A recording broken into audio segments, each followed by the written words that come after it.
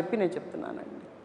Telugu Desam party గురించి మాట్లాడదాం. Telugu Desam party నుంచి వస్తున్న ఒకే ఒక విమర్శ ఏంటంటే, మీరు మీ పార్టీ నుంచి జిల్లా సమన్వయకర్తగా ఉన్నారు.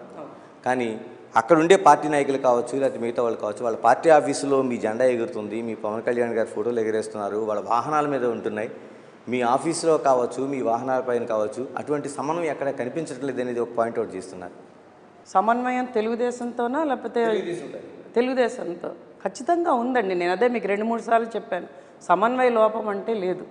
సమన్వయ లోపం అంటే ఇది ప్రస్తుతానికి ఎలా ఉందంటే, ఎవరికి టికెట్ వస్తుంది, ఎవరికి టికెట్ వస్తే వాళ్ళతో పాటు పనిచేయడానికి అవతల వాళ్ళు అందరం రెడీగా ఉన్నాం.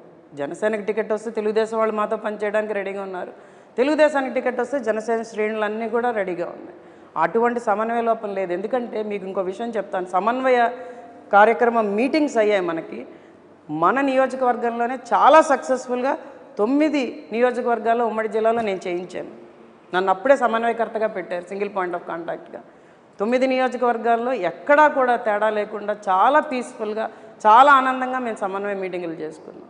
మరి ఈ వార్తలు పుట్టిస్తున్నది ఎవరో నాకు తెలియట్లేదు, ఎందుకు వస్తున్నాయో తెలియట్లేదు. నేను చెప్తున్నాను కదా, బురద జల్లడానికి విజయనగరం జిల్లాలో జనసేన తెలుగుదేశం కలిపి పనిచేస్తే వైసీపీ పార్టీకి పుట్టగతులు ఉండవు అన్నది ఇక్కడ అందరు ప్రజలు నాయకులు అంటున్నదే. కాబట్టి ఇలాంటివి జల్లుతూ అటు ఇటు విభేదాలు సృష్టిస్తూ కులాల సమీకరణలు తీసుకొస్తూ పక్కదారులు పట్టిద్దామన్నది ఇక్కడ కొంతమంది చేస్తున్న విష ప్రచారం. ఇలాగ మీ పార్టీ నుంచి కూడా ఒక ఇది కనిపిస్తుంది. మీ అభ్యర్థిత్వాన్ని అందరూ